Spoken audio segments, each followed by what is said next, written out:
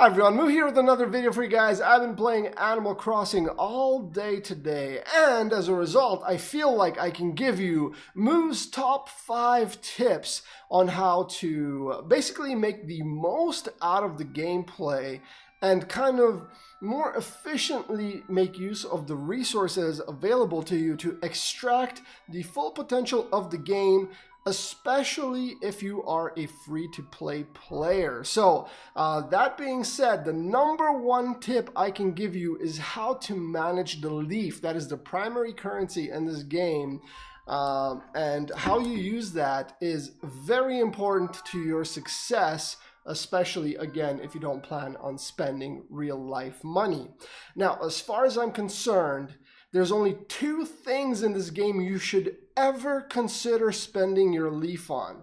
The number one thing is permanent one-time purchase upgrades that will benefit you from the moment you buy them until the last day you play this game. So I have only found one of those things in the game so far, because as I am playing and I'm leveling up, I have noticed that my inventory space and my market space is also growing. So I'm not quite sure if I am willing to say that that is worth investing leaf in at this point.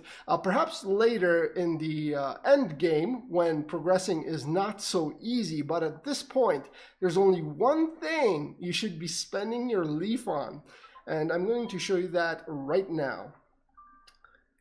So this is where I feel you should spend the first leaf that you are able to accumulate in the game, because as you guys can see, and as you may have already noticed, you only get 2 slots, one for building regular furniture and decorative items and one for building amenities. And the amenities take a really long time to build. Even this tent that I have just purchased started off with 12 hours on the clock. So the other regular furnitures have ranged so far from about a minute to 3 minutes, and I did build one drum set that took about 4 or 5 hours to complete. So that is a huge amount of time.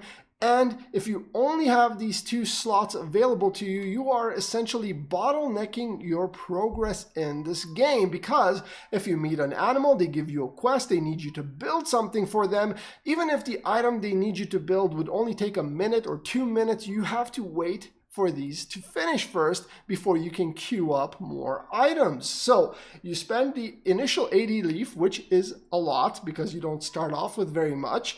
And again, this is the premium currency, which you would otherwise have to buy with real money. But it is totally worth the investment because this slot will be there with you for the rest of the game, and it will allow you to play more smoothly. You will be able to complete the quests as they come, and every time they refresh, you get more resources, you build up your wealth, and you're going to do better as a result. So this is important enough for me to buy both of them, which I'm going to do right now. 80 leaf, oh man, well, we have to do it. So there is the first spot, excellent. And I will also be buying the second, as I mentioned. To me, these permanent upgrades in the game are absolutely worth it. I generally use this principle for every other game that I have played that has a similar system to this one. Now, the second thing that I would consider spending leaf on is limited time items that may or may not ever return in the game again. So that is these 2 chairs right here. When you purchase these things, those 2 animals on the banner will come to your camp. So the thing with this one, however, is there's 43 days left. So what I'm going to do is I'm going to do some research, see what kind of quests I can get from these animals, see if it's worth investing the leaf in purchasing their respective items. And if it isn't, if they don't provide some rare resources, anything of that, I may just actually forego purchasing those 2 chairs and wait until the banner returns. And if it doesn't return, I mean, that would be really sad, but it is what it is, because I do plan on playing this game as a free-to-play player, so I don't want to waste my leaf on things that are not absolutely essential. So that is basically my tip on the leaf system, the primary currency. Only spend it on the absolute most necessary upgrades, which will benefit you for the duration of the game. I mean, you can be tempted to spend them on building things quicker or replacing a certain resource that you're missing with the leaf, but why? Because you're going to get those things anyways at some point. It's not really that necessary. Now, if you do plan on spending a huge amount of real life money on this game, then you can kind of disregard this point. But other than that, I think it is very valid. So now moving on to point number 2. So for tip number 2, we move onto the map with our fruit trees. Now, I discovered this at work by complete accident, on my break that is. You should be working hard when you are at your job, not playing Animal Crossing. Anyways, what happened was I forgot to pick up some of the fruit that I shook out of one of the trees, and then when I came back 3 hours later to collect the next batch, I noticed that the fruit didn't actually despawn off of the floor, which is super, super good because you can abuse this fact. Since you have a limited storage amount when you first start playing, it's capped at 100 items.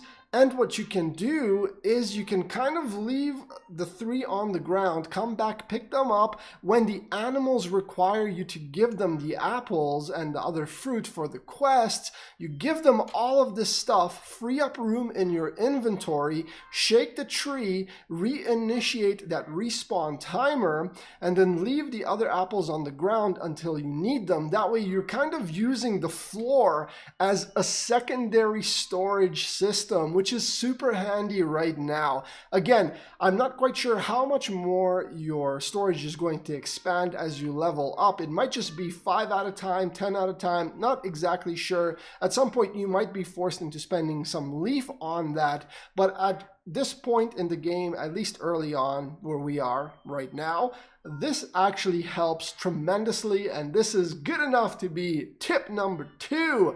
Anyways, let's move on to tip number 3. So for tip number 3, we are here on Bug Island, and we're here to shake more trees, but this time we're not looking for fruit, we're looking for coin. Now, earlier today, I was here trying to catch a beetle, and I scared it away, and I tapped a tree by accident, and out of it fell a bag full of bell, or the coin, which is the secondary currency in this game. So this leads me to believe that these barren trees are not so barren after all.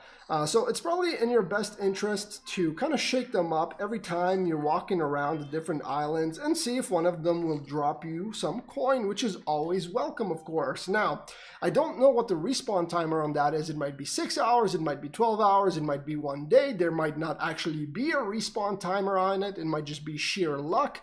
It could be a different tree every time, could be a different amount every time. I got 400 coin, you might get 1,000, you might get 300, 100, whatever. But the point is, it's free money. So when you're out and about doing your quests, shake up these trees once in a while, and you might get a nice surprise.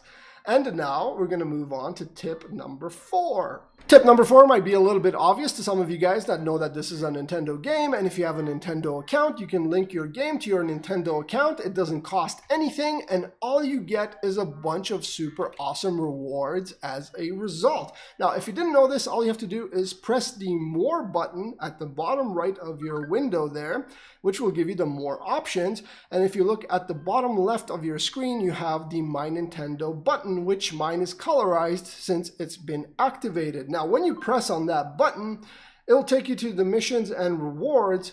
Now, if you tap on missions, you can see that you get 300 points for linking your Nintendo account. Then you have 3 weekly missions that will refresh and add up to 180 extra points. And then you have 2 more single-time use rewards for linking a Twitter account and a Facebook account that amount to 600 points, which then you can take to the reward screen and exchange them for super awesome stuff. You can get, decorative stuff like caps, jackets. You can exchange it for bells. You can exchange it for crafting materials. So really good. It's free resources, guys, that you can get every single week. I definitely think this is worth your time. Again, it's free and doesn't hurt at all. And why not, right? Especially if you're a free-to-play player, you might as well take advantage of all the resources that you can get your hands on And this brings me to my fifth and final point. My fifth and final tip for you guys is clock management. Yes, just like in Disney Tsum Tsum, clock managing is a huge part of this game because everything is tied to the clock. So your resources and your quests refresh every 3 hours. Your market refreshes every 6 hours. You have daily quests, daily login bonuses. All of that stuff, if you keep it in the back of your mind, it's going to make for a much smoother gaming experience, especially if you start using, my second tip, which is using the trees as a secondary storage device. And then you have the barren trees, which is most likely tied to a timer as well. When you shake those, you get bell out of them. So just being aware of those things, it's going to help you out a little bit. And it's going to make your resource gathering, resource generation, and completing quests, all of that a little bit smoother. So those are my 5 tips, guys. Thank you so much for watching. I hope this video was entertaining. I hope at least some of these points proved useful to you. And if you have any tips of your own, if you found ways to circumvent certain aspects of the game, to help us out as players, feel free to leave all of that in the comments section below. I would love to read about it, and I'm sure many other players would love to see your information as well. And one more time, thank you so much for watching. I really appreciate your likes, your subs, and your viewership, and I'll catch you guys next time.